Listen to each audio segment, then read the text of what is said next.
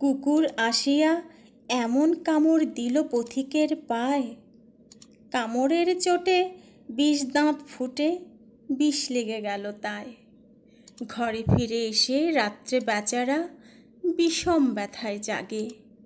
মেয়েটি তাহার তারই সাথে হায়, জাগে শিওরের আগে।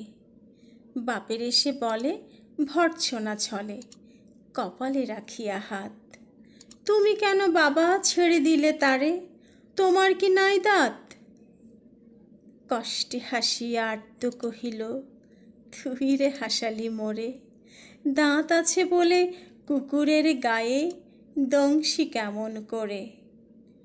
কুকুরের কাজ কুকুর করেছে, কামড় দিয়েছে পায়, তা বলে কুকুরে কামড়ানো কি রে মানুষের শোভা পায়?